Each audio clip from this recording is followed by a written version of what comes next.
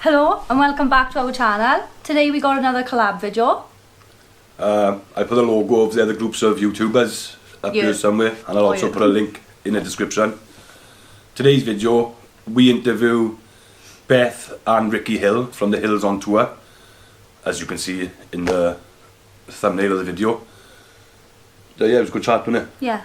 It does go on a bit long because it was our first time interviewing anybody, and 40 minutes, it just Time got away with us. yeah, we never interviewed anyone, and the questions were a bit long-winded, I asked, and but bear with you, you get some information on the Hills on Tour. How do we get interviewed by? Wandering Wilds. Wandering Wilds. So we've Debs also and got Mark. yeah, we've also got a video with them, and then check out everyone else's videos because they've also got interviews with other amazing YouTube channels. So stick with it. Thank you for watching, and you can kick off the questions. Thank you. We'll kick straight off with the questions, and it's when and how did you both meet? Okay, I'm going to let you answer this one because it's going to be a test to see if you can remember. So. Okay, this is a worrying start, but okay. So we met at work about 29 years ago, thereabouts. So we worked for the same company, and 28 years ago. Yeah, we very quickly got together, and I guess as they say, the rest is history. The rest is history. Yeah, it is. Yeah. Yes. So yeah, it was very quick, wasn't it? Yeah, we got married, had a baby, bought a house, all those things within about a year. Isn't it life ever begun like?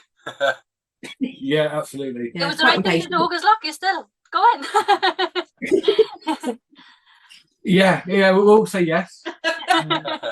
What do you both do? Sorry? He's struggling with your accent. Oh. I know. Most people do, sorry. What do you both do for a living? I'll go first because mine is very easy. While Beth's telling you, I'll probably go make dinner or make a cup of tea or something. Right. So my job is straightforward. I am a transport manager for Aldi, the supermarket. Oh, cool. Yeah. So at the regional distribution centre here in Swindon. Oh, local, nice. Yeah. So that's the reason we're in Swindon, to be honest, just purely for work. For work, yeah. Yeah. So, you know, do you watch Friends? Have you watched Friends? Yeah, you watch Friends. Oh, you used to see it. Yeah. So you know Chandler's job, like no one really knows what Chandler does. So it's just like, well, Even Beth doesn't really know what she does. you can't really say no. You just do something and it goes well. I do stuff on computer. I work with computers. I work at home, but I work for like in the kind of property estate agency world, but with like software. Oh, cool. Oh, nice, yeah. As long as it pays the bills, isn't it? Yeah. That's the quick version. Yeah, just nod and go, nice. Something good group does that do. So what job do you do when you work together then? When you work that was as a in couple? catering. That was in a restaurant in catering. Oh, is it? Yeah, cool. So so we both completely changed like jobs since then, many years ago. But that's what we were doing. They were kind of our first jobs from school, which we didn't know each other at school, but then that first job brought us together through work. Oh, Yeah, we didn't actually live that quite far away, did we? And we sort of like knew people that we'd met like when we were younger and growing up that later on, you know, we found out that we'd known them separately. It was quite weird. that's mad.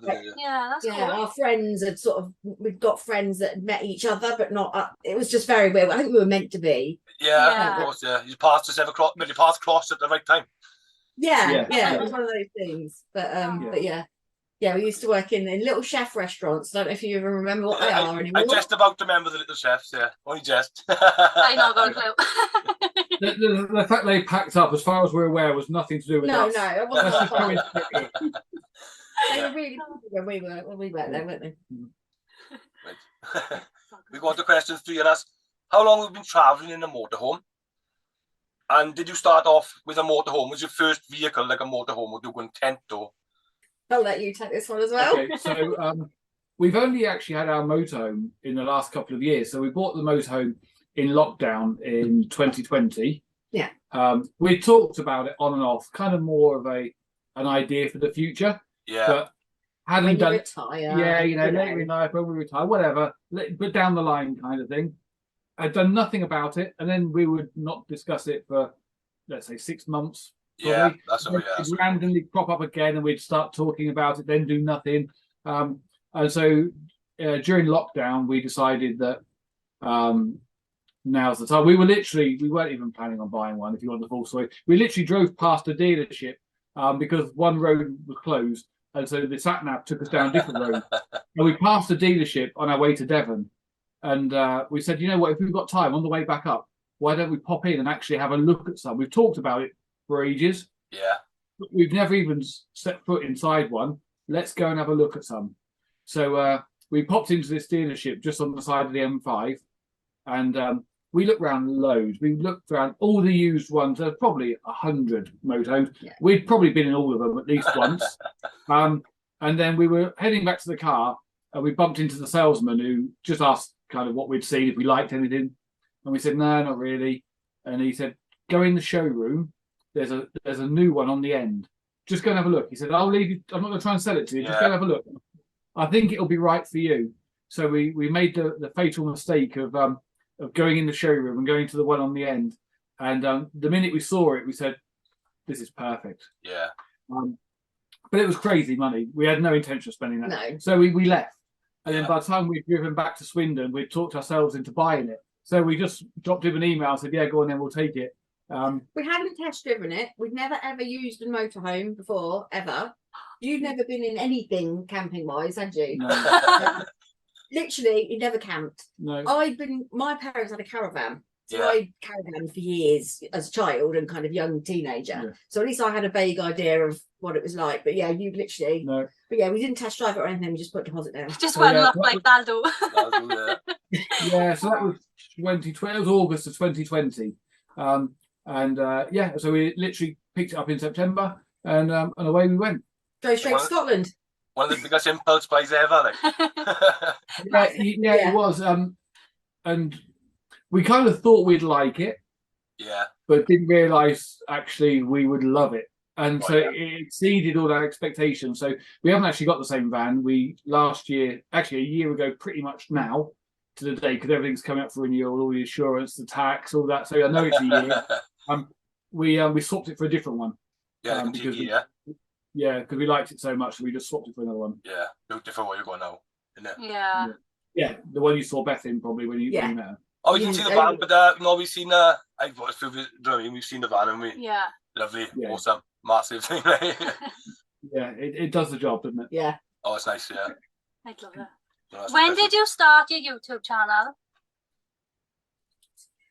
So that one, again, it happened fairly quickly, really, because we got the van in the September. We didn't really film anything or think about it until we were researching, like, how to do stuff and what do you do when you arrive at a campsite and, all of that.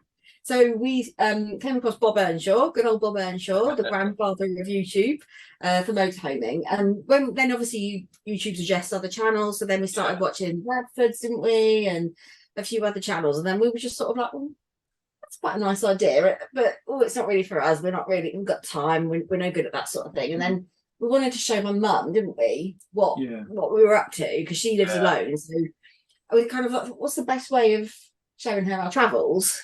And then I don't even know how we. It was kind of, obviously we were deep in lockdown then. So and after watching the channels that Beth talked about, we just thought it's something to learn in lockdown, really. So it killed two birds with one stone. One is something to do in lockdown, and by then we'd all realised that this whole COVID wasn't going to go away in 2 weeks like we all thought it would do originally. And then and like Beth said, and her mum wanted to see where we were going and almost live her travels through us. And so it's a nice way of doing it. And photos are okay, aren't they? Photos are great, they're good in the real time, but they don't really tell the story. Not the same as a video, is it? Yeah, so we started to make videos. Then we're thinking, actually, how then do we get the video to Beth's mum? Because you've got a video that's a few gig of data. You can't email it. You can't. So actually, it turned out the best way and the free way to do that is to have a YouTube channel. And so we really expected when we started, we'd have one subscriber, which would be Beth's mum, and we would just share our travels to her. Yeah. by using YouTube as a way of showing her. Yeah. And that's kind of why we did. So it's a way of learning something in lockdown, and then and sharing our travel. So the first few videos were just really made up of photos that we'd taken on some of our trips. Yeah. They're not actually really videos as such. They're just photos we had on our phone. Yeah, and little short clips. We just videoed. They got everything in portrait. Everyone starts out nude in portrait. Oh, yeah, we done exactly the same. Yeah. She still records in portrait. And then what was I doing? So and then that kind of Ricky started the channel and then started the editing, and then I got really bored in the January, February, March lockdown of 2021. So then I really started to go for it myself and decided I was going to learn and put some videos out. So yeah, we kind of had a bit of a role reversal because your work was quieter, but my work went crazy because Aldi and all the supermarkets, all the panic buying. Yeah, of course, I was crazy busy, so actually you end up with more time. So we completely switched it. Although I'd started it, Beth started taking over all the editing, and we've never switched back, to be honest. Yeah, lazy. That's why you're lazy. So a bit of another question. I know, like Ricky, you like your tech, you like your gadgets and stuff. So like, did you have the stuff to start the channel straight away? No, we did what everybody does, and just on a phone and stuff like. Yeah, I had the phone, which, just to be clear, the iPhones are decent. We've got, we've always got the latest iPhones, and these ones these days have got such amazing cameras. But kind of did get a little bit carried away, like a lot of people did. And who got carried away? We got carried away. I can't stop her buying stuff, and that's what he said to me. Yeah. So I just tolerate it really. But yeah, so we kind of watching all these things, and you see something, you think, well, that looks great, I'll buy that. And then you realise, actually, I'm going to have to learn how to use that. So you know what? I've just seen this other camera, so maybe I'll buy that. And, I know one of them. Yeah, and then maybe, now the camera's decent, but I need a gimbal, and actually now I need a microphone, and now I need this. And so I think we've kind of, we've bought loads of stuff and gone full circle, where now we're back to doing most of it on our phones, if we're being honest. Yeah, I think the GoPro is probably the most used thing, but everything else, it's too technical. I've got a really short attention span, and I can't bother to like worry about moving cards around and focus and stuff like that. So on my phone, I can just airdrop it straight through to the Mac. So it's so easy to do it. I guess the ones we use the most are the GoPro, the drone, and the phones. Yeah, that's all we use, isn't it? Yeah. That's all we. That's all you need. And I was like sending the drone up for me. Was a lot of money, and it was so scary.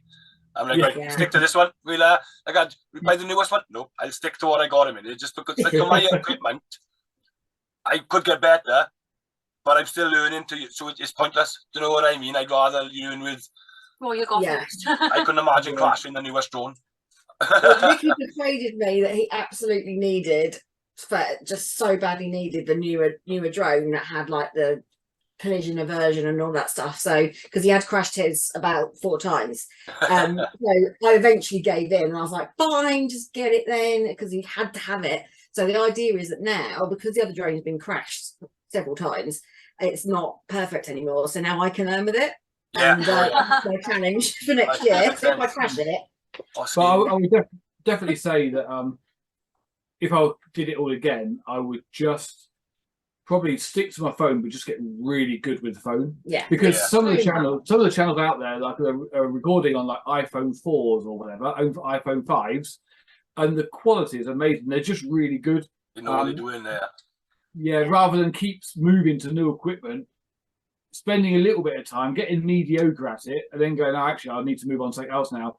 But you don't. You just need to get better at using what you've got. The software as well, because we started out on iMovie, and then you moved to Final Cut Pro. Again, Ricky persuaded me we absolutely needed to have Final Cut Pro because it could do so much. There was an amazing offer on it, and it was just so important. Absolutely correct, by the way. But then I now do all the editing, and I just still use my iMovie because I just find Final Cut Pro is just too much. There's just too much going on, and I've just got in the last year so much better at using what there is within iMovie. And actually, there's plenty enough. You know, you don't need it doesn't need to be flashing lights and whizzy stuff. Actually, it's with everything, I suppose. Every hobby, every it's the same, isn't it? I can ride a Yeah. bike, whether it costs me £30 or whether it costs me £8,000. I understand there's differences and there's better and better performance, but Yeah. it's the same It's with what you can everything, do and innit? use with the thing you've got, innit? Yeah. So unless you're professional, then It's not benefiting no one, is it? Yeah, definitely, yeah. Right. You touched on the next question a bit there, but the next question is, do you share YouTube responsibilities? I know you like just touched on that a bit there, but who does the majority of the stuff like? It is shared in a way because generally speaking, I'm the brains of the operation. So generally speaking, I will look after all the equipment. Yeah. And you dust it. no, if we're out together, we'll probably do most of the filming. And that side. So looking after the equipment, make sure it's all charged, the memory cards are in there, that all the stuff's taken off the memory cards, put into files on the computer. Yeah. All the really hard stuff. That's what I do. Throwing it all together in the edit is just what Beth knocks up later on in the evening. Yeah, I just throw it all together in the edit. Yeah. That's how we split the responsibilities. Yeah, so Ricky buys all the equipment, wastes all the money, looks after the equipment, he does do the charging and then he sit the car. I can't be bothered with any of that. That's just boring to me. And then he does put all the files nicely on the computer. But when it comes to the editing, that is all me, has been for a long time now. And I will spend hours doing that. That's my responsibility. Usually thumbnails, you don't do them anymore. No, it works quite nicely, to be fair, because my job, I start work quite early in the morning. So, and it varies. It could be last week, I think one night I started at midnight. It could be 2 in the morning, it could be 3 in the morning, it could be 4 in. It's always by that sort of time. Hang on, where's my violin? So, so basically, when Beth gets out of bed, I've had lunch and I'm in the latter part of my day. But so Beth will stay up in the evening because I've gone to bed relatively early to get up. You find time then, don't you, to do the editing? Peace and quiet of an evening to edit. So when I'm in bed trying to get some sleep, because I'm up soon, you know, when you're doing the edit and you play the same bit of music about 800 times over and over, that's me upstairs in bed, thinking once more, and I'm going downstairs. It's just going to be once more. That's all it's going to be. Yeah. So that's how we separate it out, really. Yeah. Oh, that's cool. He's a split, isn't it? I don't do none of it. Lewis does it all because I just haven't got a clue. Oh no. Oh, we froze a minute then. So we froze there. We froze a minute then. Lewis does it all. I haven't got a clue, so I just like film a little bit when we're out, and then the rest is on him. Oh, so you do have the camera? Right. Yeah. Yeah, I was like that to start with, but then I just sort of little bit by bit. Yeah, literally at the start, that was it, wasn't it? I did absolutely everything. But that changed quite quickly, didn't it? Yeah. I do all the social media stuff as well. I do all the comments, social media, everything. That is supposed to be Shawnee's job, but I can't do that either. I just can't. There's just not enough time. Like I can't keep up. Beth's one of these people that works from home. Like one of these people that you're lucky if they're dressed. So Beth has all the time to do. Actually, boss might watching. Beth has a busy working from home. But she's my lunch hour as well. She somehow manages to squeeze in a bit of social media in the day as well. Which is I wish I could. The thing is, the secret is I'm a woman, so I can multitask. So thank you very much. I do work from home all my hours. Very good answer, Beth. Very good answer. I'm with you with it. When you travel, who does the majority of the driving? That's kind of a little bit similar to, I guess, to the YouTube in a way. So to start with, me, all of it. And then Beth got your confidence up, haven't you? So does some of the driving now. What will tend to happen, if we're being really honest, if we're on the open road when we're together, Beth will maybe do some of the motorway driving. If we're like around Europe or we're down in Devon or in Wales or whatever, down some of the tighter areas, then I'll do that driving. But it's definitely moving over. I'm not a great passenger. I get quite bored. So if I'm being really honest, the vast majority of the time I'd rather drive. But also Beth now, because of my working patterns, Beth doesn't work weekends. I do. So Beth will quite often just clear off on her own now as well and take the motor home. So and do it all. If I'm driving, I'd rather do it on my own or he's asleep. Because if he's awake, he's such a nightmare passenger and he makes me really uncomfortable and nervous. Backseat driver. It's just constructive feedback. That's what it is. Yeah. Yeah. It's just being helpful. So when you are in the van, like, what's your pet hates about each other? Like, do you annoy each other, or what's the worst thing about being in a van in a tight space together? Yeah, it's a good point. I mean, for me, the main thing that Beth does to annoy me is being there. It's such a jar, Other than that, it's absolutely fine. I feel like these questions are going to cause a lot of trouble. Yeah, well, you'll be cooking your own dinner tonight. Is there anything? I don't think I annoy you at all, do I? So no, it's absolutely fine. Yeah. No, I mean, we are fortunate. We have a really decent sized van, and the reason that we got the current van is because we can separate off the bedroom from the living area. So, and because I'm a night owl, Ricky's a morning person, we can have our separate space when we need it. So we're very lucky in that respect. But I think the only thing that annoys me is when I'm cooking. Yeah. And there isn't, there's never in any van a huge amount of space. And he does get under my feet and does, wants to like do something in the kitchen area when I'm in the middle of preparing a meal, and that's quite annoying. Or like wants to walk through to the bedroom 4 times, and you're like, yeah. Like, I just sit there and wait for your food. Sit still. Yeah. But yeah, I think other than that, like I said, we're lucky. For 2 people, it's a reasonable size van. yeah, we are. And the reason we swapped it was the stuff that potentially would annoy us is that I would go to bed reasonably early because that's just my body clock. And I'm up normally wherever we are to watch the sunrise. So even in the summer, if the sun's going to rise at 4 a.m, I'm up ready to watch it, to video it, to fly the drone, whatever. Yeah, nice. Sometimes Beth's literally not long been in bed. So we bought a moto specifically that we could close off, so the doors, and not just the kind of the makeshift doors. Yeah, we had the partition curtain in the first van. Yeah, which is literally a curtain, but proper like wooden doors. So take it up at 3:30, put the coffee machine on to have a coffee before I go out to film the sunrise. Now it won't wake Beth at all. Yeah, sometimes if I was greeted by the noise of the coffee machine at 5 a.m, then there would be some choice words through the curtain. Very unreasonable. Like, good morning, darling. Very, very unreasonable, if you ask me. Yeah, as long as you get him on in there. If you're making me a coffee as well, you can make me up anytime. That's what I say, yeah. Yeah, absolutely. Yeah. So, and I think other than that, we have quite a good routine, don't we? So we sort of know who does what in the van. So, absolutely. Yeah. Yeah, so, like, you'll go out and do the outside stuff and stay out of my way while I'm setting up inside, and vice versa. And so, yeah. So we don't do too bad. The only other thing I get in trouble for is sometimes we go away and Beth will work in the van. Oh, yeah. So if we say, for example, we want to go for a long weekend, we'll get there on the Thursday night, and on the Friday Beth will work because she works from home. So she'll do it from the van. So basically I get kicked out first thing in the morning because apparently I'm too noisy. And I'm absolutely sworn that I must not return before, let's say, 5 o'clock. If I so much as look through the window, even, which you did, I'm in trouble. which you did. I said I've got a meeting at, what was it, like 2 till 3 or whatever. So like 2:30, you come back and you're like, this at the window. That's reasonable. Just checking if it's safe to come in. I'm trying to be a meeting. Yeah. So I suppose it's good for the B-roll, mind. I got 4 hours to go and do B-roll, like. Yeah, exactly. Yeah. So, but other than that, I think we're absolutely fine, aren't we? Yeah, it's not. Yeah, we're all right. Yeah. I think we get on better when we're in the van than at home, actually. I think that's a rule. I think it happens. Yeah. Doing what you love to do. If you're both like-minded, you're doing what you both love to do. Yeah. Yeah, definitely. Yeah. Like house life is different. You've got stuff to do. You got stuff to do. Absolutely, yeah.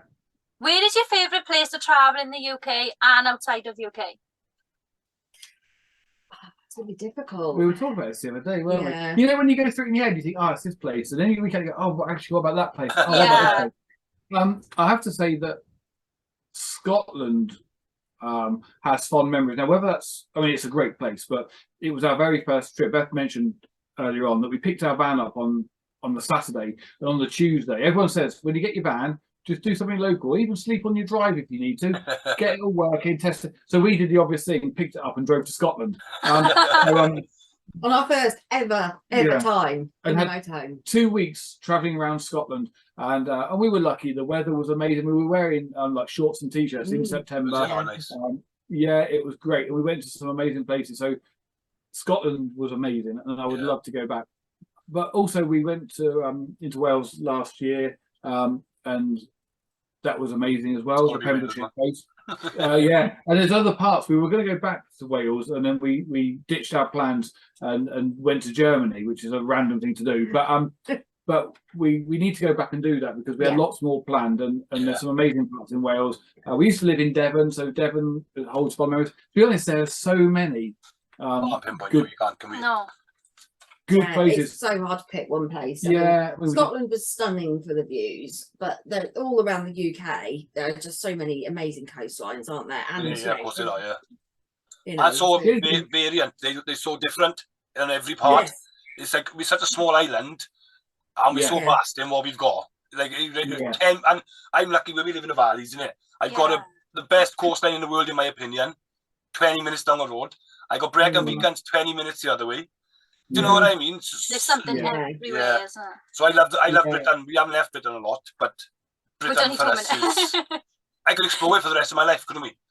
Yeah. And the only thing we often miss is the weather, if we're being honest. You know, and if we had that guaranteed summer, you could travel the UK and never leave and still keep going. And it is stunning. And I think lockdown and the difficulties with travelling abroad has forced a lot of people, certainly us as well, because previous to this, we would be jumping on planes, travelling the world, and ignoring what's on your doorstep. And I think that lockdown made us all take a bit of a closer look at what we've got more locally, and then you suddenly realise how amazing this island is. And so I think that it's really hard to pinpoint it, but you could literally go north, east, south, or west, and you're talking Scotland, Wales, Cornwall. You know, and I think that everything's got, like you said, it's so varied. It's really hard to say one is better than the other. Yeah, because they're different. Every area is different, but gorgeous all the same, isn't it? And in Europe, I mean, we went to the Pyrenees this summer. So I'd love to go. Pyrenees, like we did some of it from the French side, some of it from the Spanish side. That was amazing. We haven't really done a huge amount. We did a bit in France. We went to Germany, like I mentioned. That was great. So I don't know if we had to pick our favourite so far. We probably don't have enough experience to be able to say, you know, only the 3 weeks we spent in Europe so far in the van, but the Pyrenees were amazing, and there's just so much to see. Yeah, we drove to Germany with no site booked or anything. Went from home to Germany in one day. Winged it. Got there late in the evening and just winged it, and managed to find an amazing campsite right on the river, the Rhine. And then we were able to walk into Cologne city centre from the campsite, and that was amazing. We just used that as a base for 3 or 4 days. Then went up to Dusseldorf and found another campsite further up the same river. Use that as a base, and you think that's the benefit of motorhome. I mean, you literally can just turn up. So we're just really excited to explore more, and the tunnel is so simple. I don't think I'd ever go on a ferry because I don't really like ferries, but the tunnel is so quick and easy. And when we went to Germany, it was still COVID was still quite tight, the restrictions, and having just to not leave your vehicle at all was just brilliant. You know, you just literally don't leave it and drive straight off the other end, and you're off. You know, so easy. So I guess if we had to pick, I would say Scotland for UK, and I would probably say Germany for Europe in our very limited travel in Europe. Cologne was amazing. I think it's just an amazing city. Cool. Where's the option? You were next. Have we got talking about trips? Have we got any big trips planned for next year, 2023?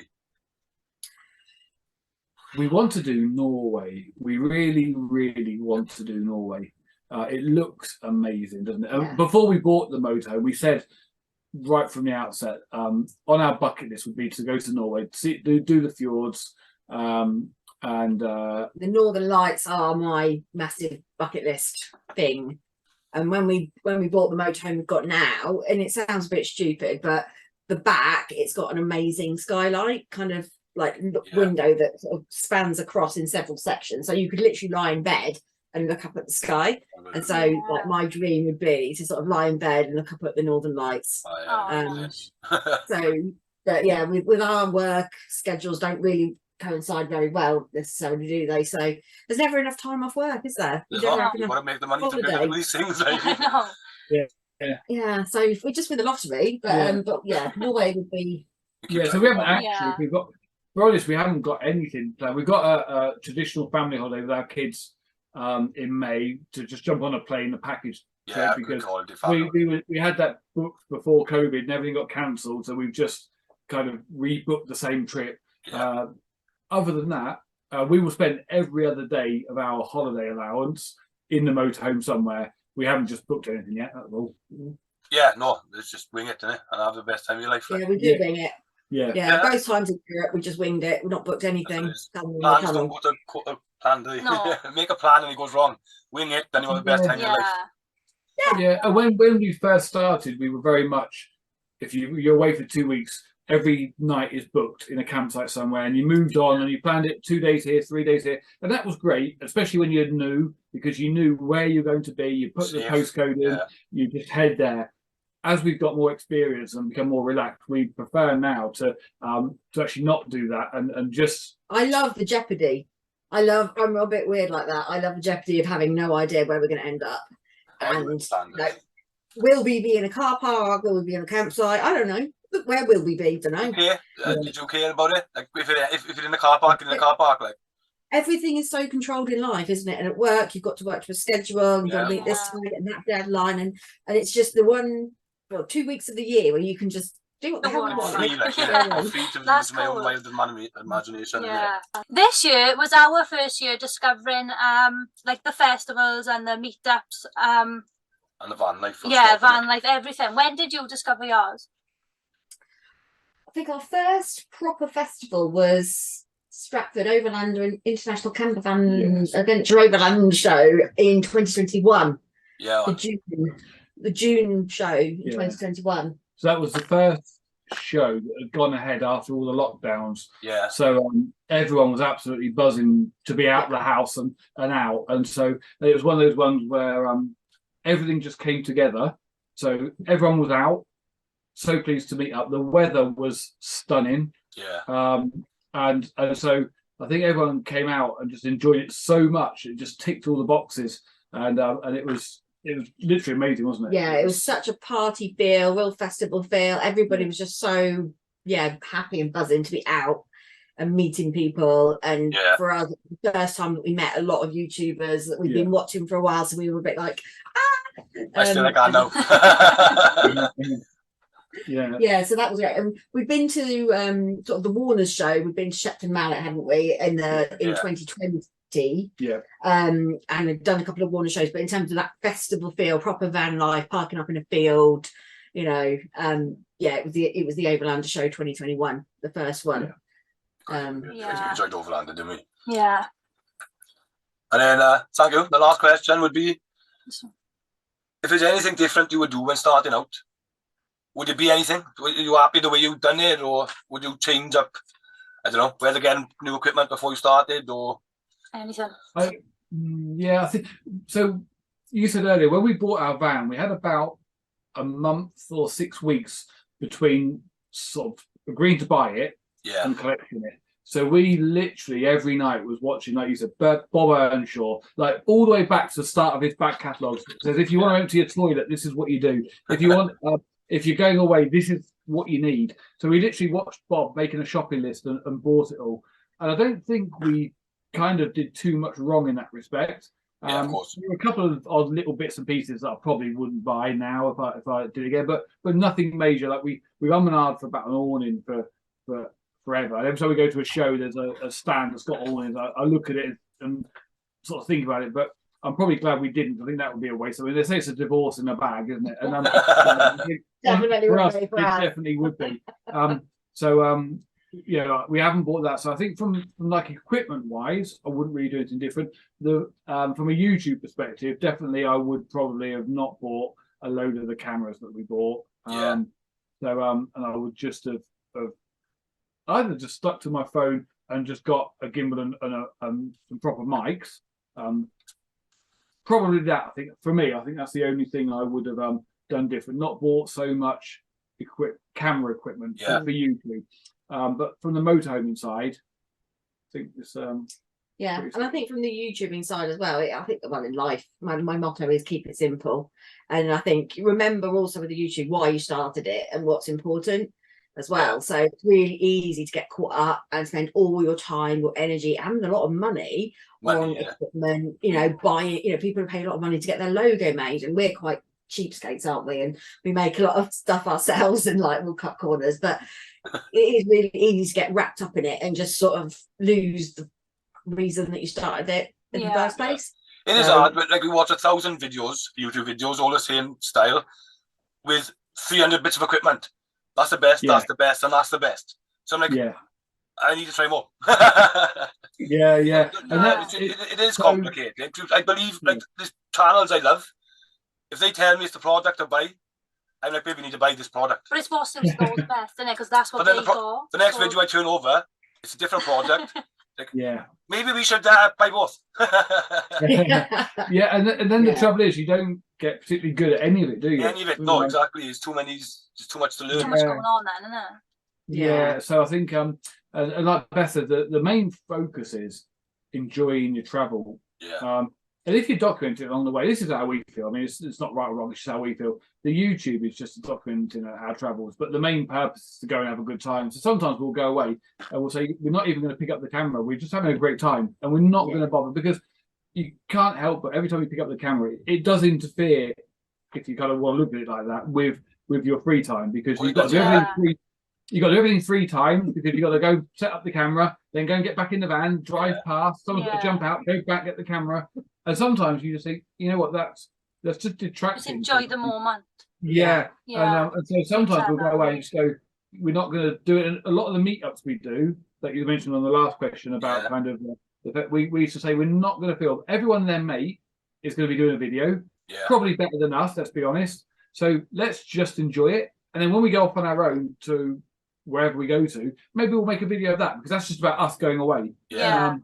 And so and now the meetups now are more about socializing, because now we know people, so we don't want to interrupt that or have a camera in the way. So it was the same thing when we met up with the Watts and the episodes correctly.